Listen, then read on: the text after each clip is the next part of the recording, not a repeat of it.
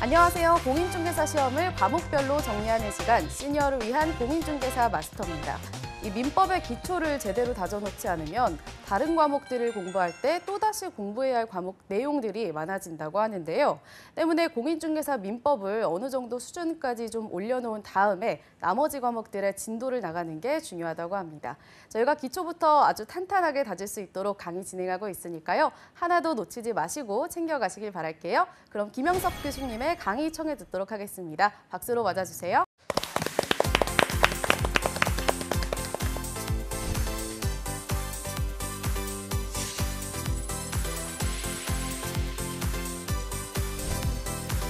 네, 김영석 교수입니다. 자, 이번 시간부터는요, 법률행위의 종류죠. 법률행위의 종류는 종류를 나누는 기준에 따라서 여러 가지 형태로 나뉠 수가 있습니다.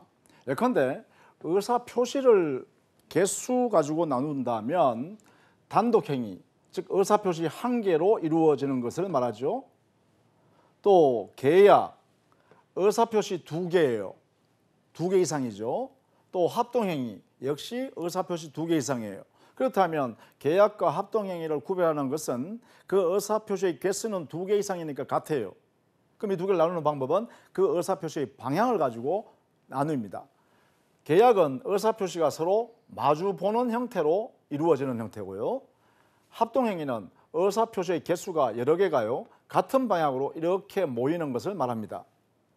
그래서 방향에 따라서 서로 대립되는 방향이면 계약, 같은 방향으로 하나의 목적을 달성하기 위해서 같은 목적을 달성하는 목적으로 모이는 것을 우리는 합동행위라고 합니다. 그래서 계약이라는 것은 우리 사회에서 굉장히 많이 하죠. 예를 들면 매매계약, 교환계약, 임대차계약, 도급계약, 노무계약 많습니다. 이 합동행위는 그렇게 많지는 않습니다. 사단법인을 설립하는 행위가 바로 합동행위가 됩니다. 그 외에도요, 기준을 어떻게 잡느냐에 따라서 법률행위를 이름 짓는 방법이 다양하다는 것이에요. 예를 들면 의무부담행위, 보통 이 의무부담행위를 보통 우리는 채권행위라 그래요. 채권행위 속에는 채권 뒤에는 채무가 숨어 있겠죠, 당연히. 그래서 이 채무를 우리는 줄여서 의무부담 이렇게 하죠. 그래서 채권행위, 채무행위 합쳐서 채권, 채무행위 이렇게 하는데 그것을 한마디로 표현할 때 우리는 보통 채권행위 이렇게 표현해요. 그러면 이 법률행위가 채권을 만들어내는 법률행위다 이런 뜻이에요. 이에 반해서 처분행위라는 것은 이 법률행위가 그 법령을 통해서 채권, 채무 등 어떤 권리가, 특정된 권리가 종국적으로 처분되어 버린다는 거예요. 이것을 처분행위라고 그래요. 예를 들면 소유권을 양도해버리면 그 소유권이 넘어가 버리죠. 종국적으로 소유권이 이전되어 버린다라는 것이죠. 또 채권 자체를 양도했다. 1억짜리 채권을 갑이라는 사람이 가지고 있다가 을이라는 사람이 9천만 원 주겠다 그러니까 자기가 지금 현재 9천만 원 필요하니까 한 달 뒤에 그러면 1억 원 받아라 하고 1억 원짜리 채권을 팔아볼 수 있죠.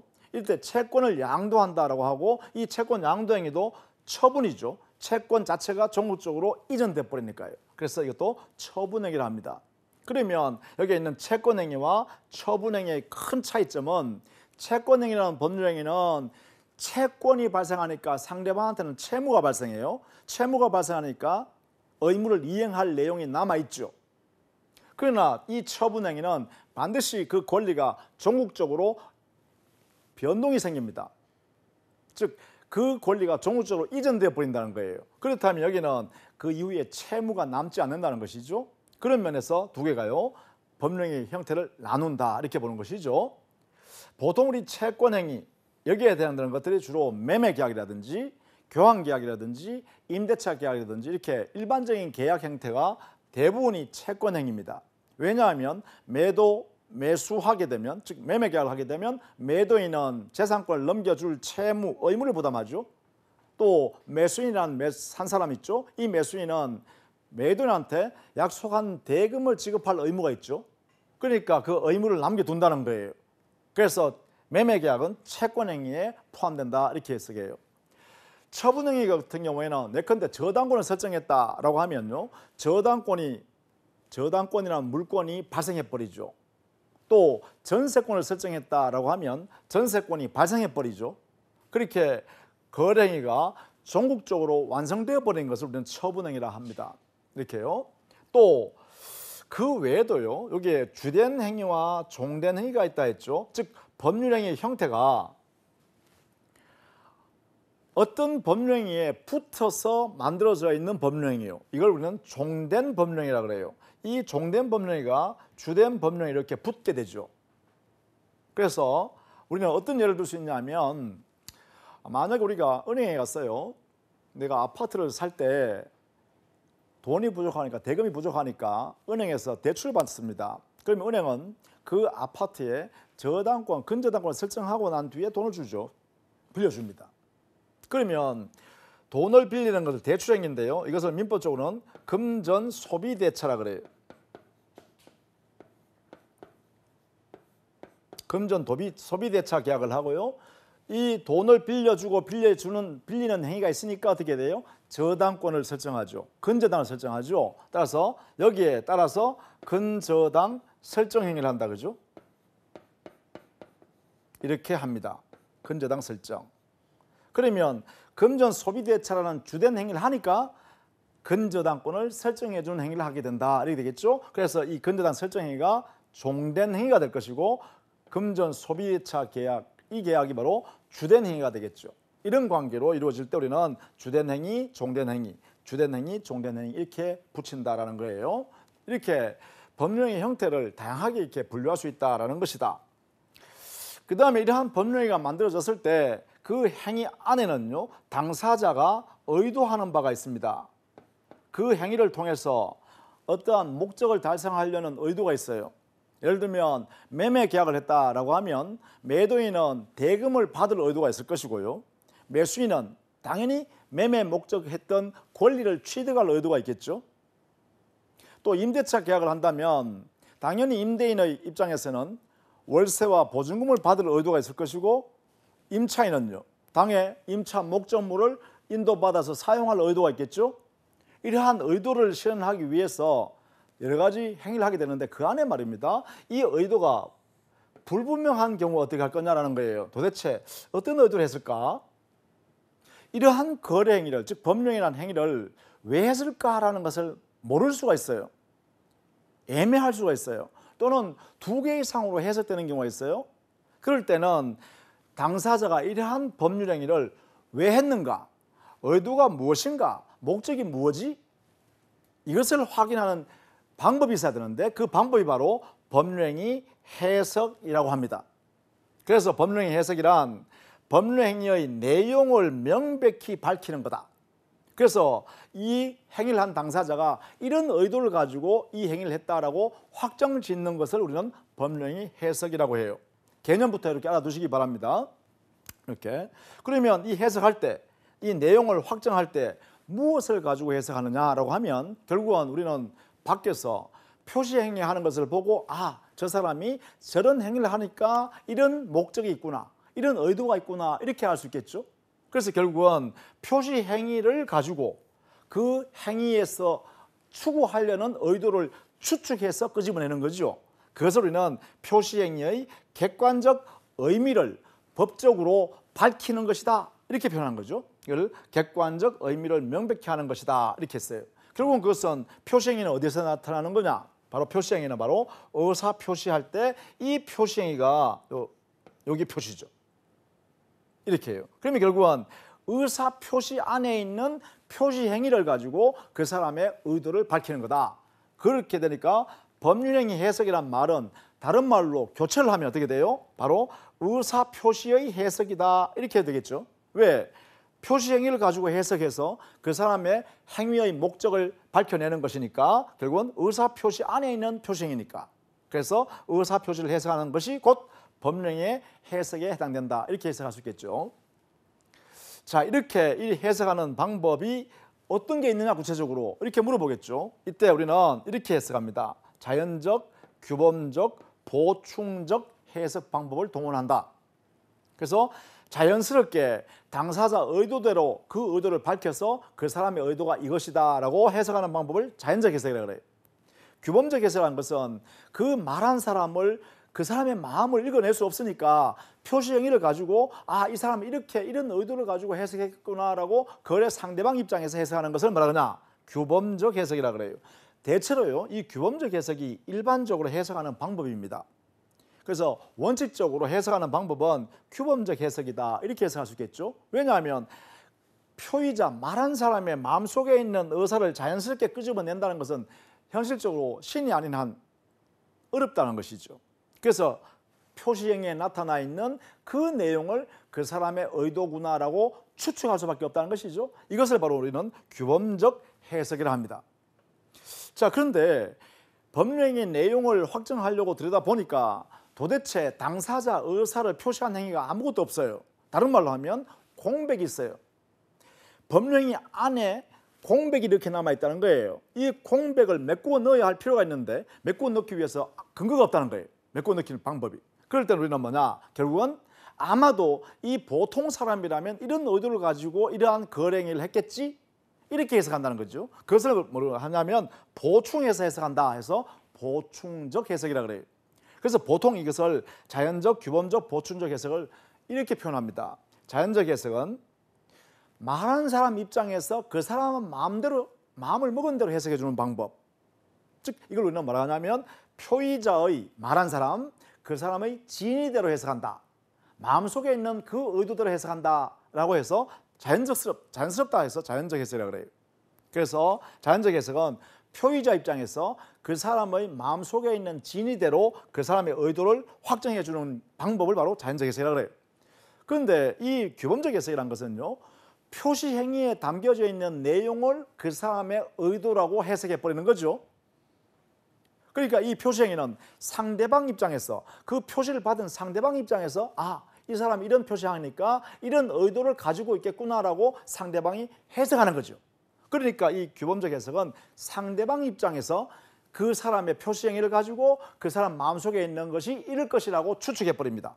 이걸 우리는 규범적 해석이라고 해요. 그래서 규범적 해석은 상대방 입장에서 해석하는 방법이다 이렇게 해석해요.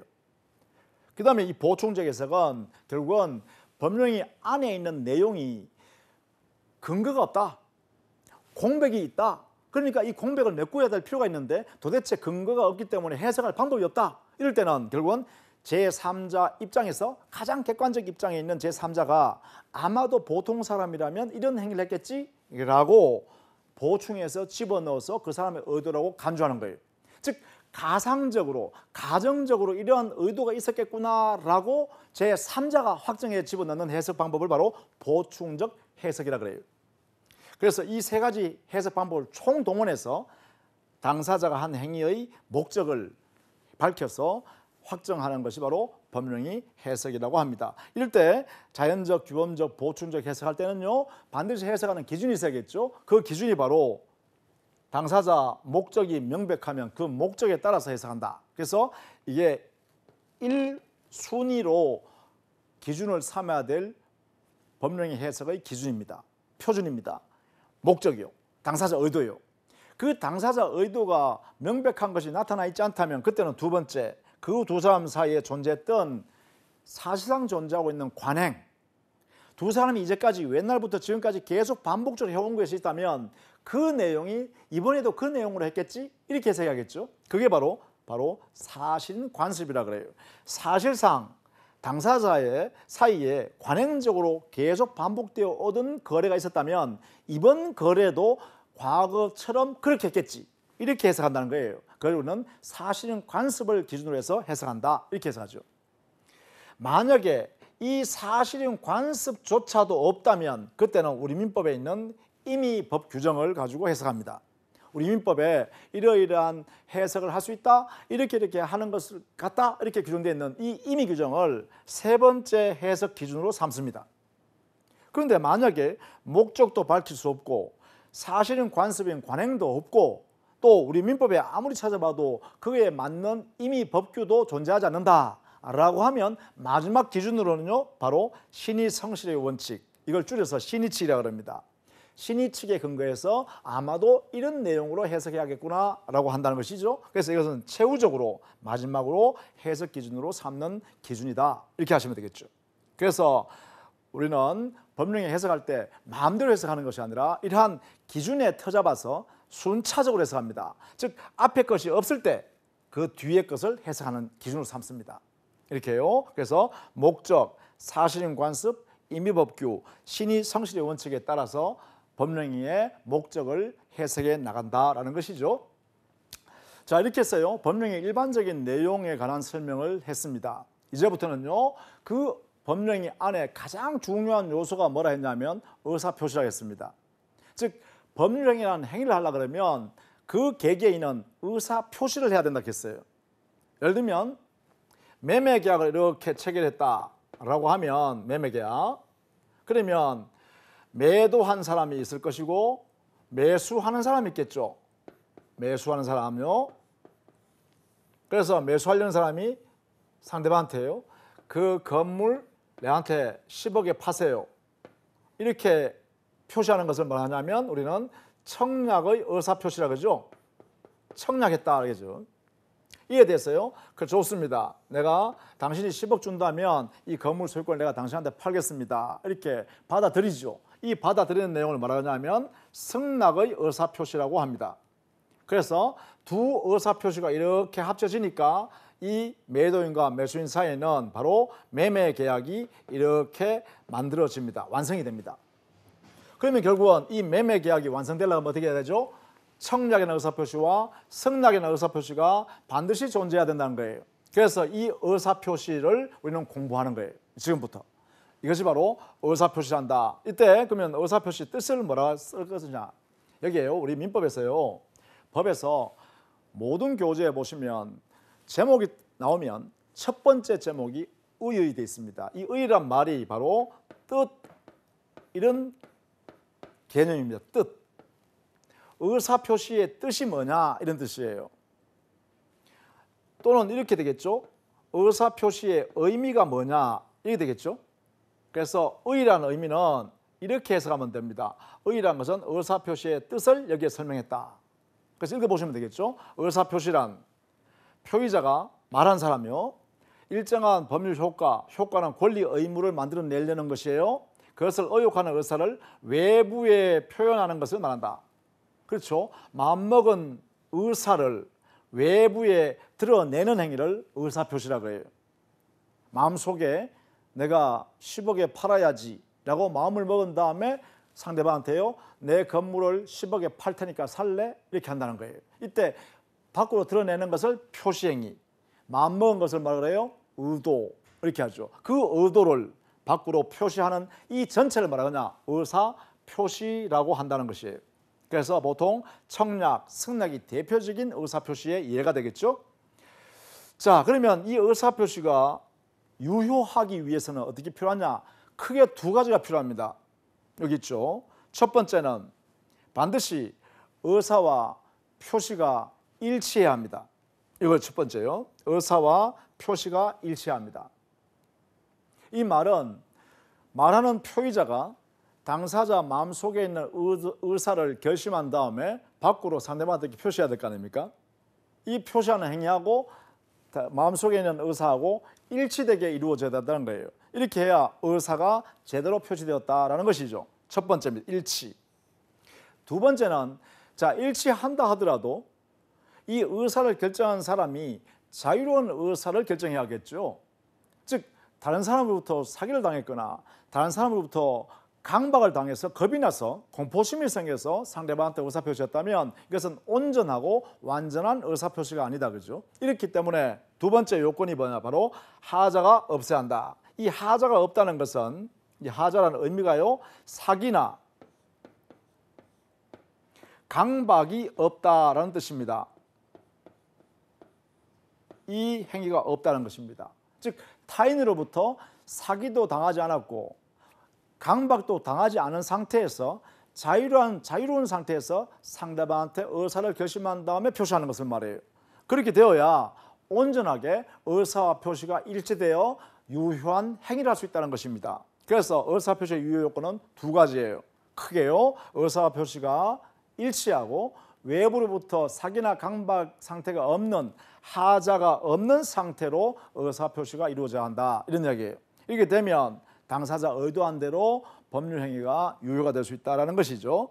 그렇다면 문제로 이걸 뒤집어 버리면 의사 표시가 불일치하는 경우, 그렇다면 이 의사 표시의 효과가 뭘까라는 문제가 발생하겠죠. 두 번째, 만약에 의사 표시가 일치하는데 외부로부터 타인으로부터 사기나 강박을 당하지 않았어야 되는데 만약에 사기나 강박을 당해서 의사를 표시했다. 이런 경우에는 이 의사 표시의 효과, 이 의사 표시를 어떻게 처리해야 될 것이냐라는 문제 생기죠. 즉 하자가 있다라는 거예요. 즉 하자가 있다면 어떻게 처리할 것인가? 이게 문제 되겠죠. 있는 경우에요. 이 두 가지 형태의 의사 표시를 정상적이지 못한 의사 표시라고 그래요. 즉 의사 표시가 일치하고 또 사기 강박이 없는 완전한 일치된 내용으로 의사 표시했다면 이건 정상적인 의사 표시예요. 그러면 당사자 의도한 대로 그 법령에는 유효한 행위가 되겠죠. 그런데 만약에 일치하지 않거나 또는 사기 강박에 의해서 하자가 있거나 이런 경우에는 정상적이지 못한 의사를 표시한 거죠. 자, 그렇다면 비정상적 의사 표시일 때는 우리 민법적으로 그 의사 표시를 어떻게 다루어야 되는가가 핵심이 되겠다, 그죠?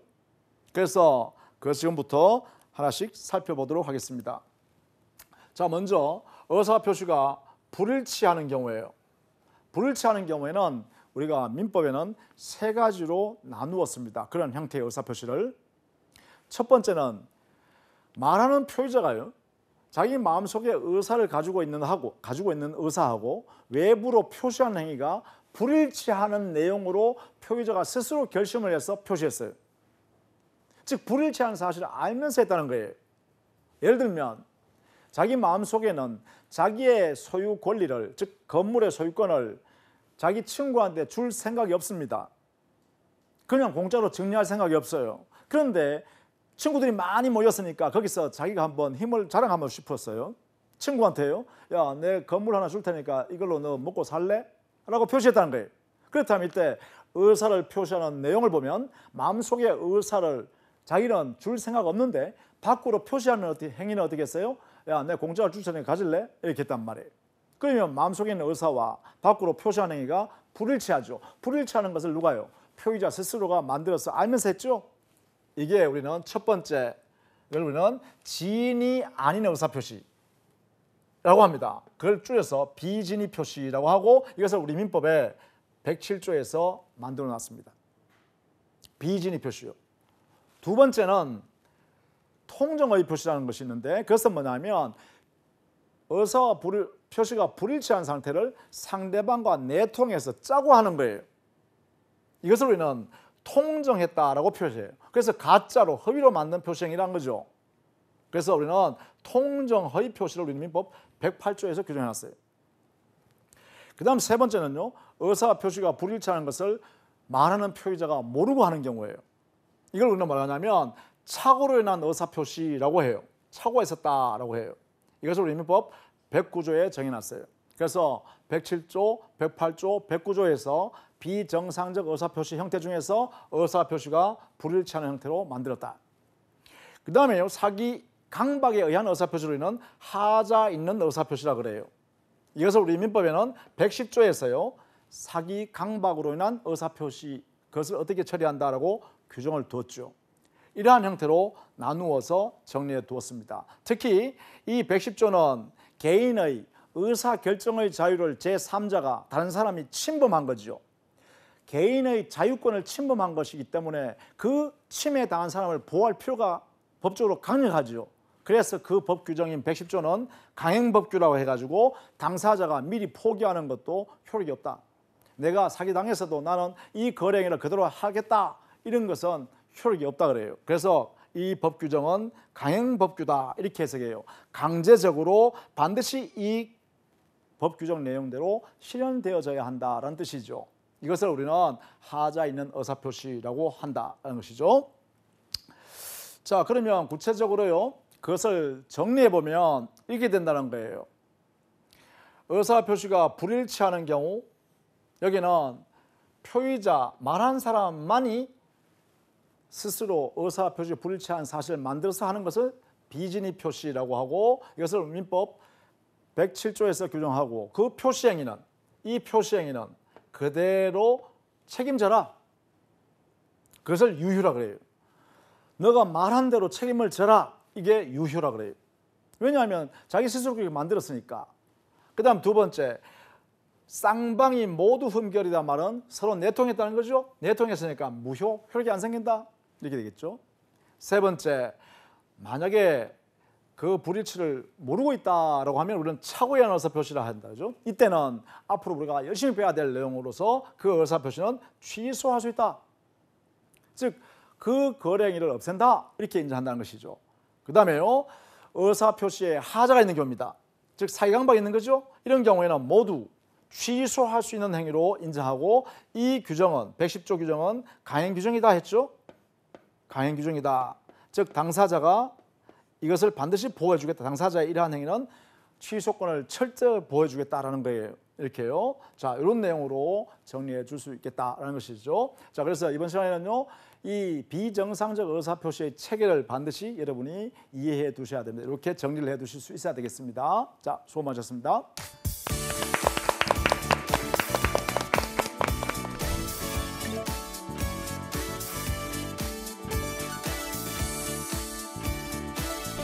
오늘은 법률 행위 그리고 그중에서도 가장 중요한 의사 표시에 대해서 좀 알아봤는데요. 실생활에서 실제로 있을 수 있는 예까지 들어가면서 좀 어려운 내용을 쉽게 잘 설명해 주신 것 같습니다. 오늘 강의 다시 보고 싶으신 분들은요. 유튜브나 한국직업방송 홈페이지 통해서 보실 수 있습니다. 저희는 다음 이 시간에 더 알찬 소식으로 찾아올게요. 고맙습니다.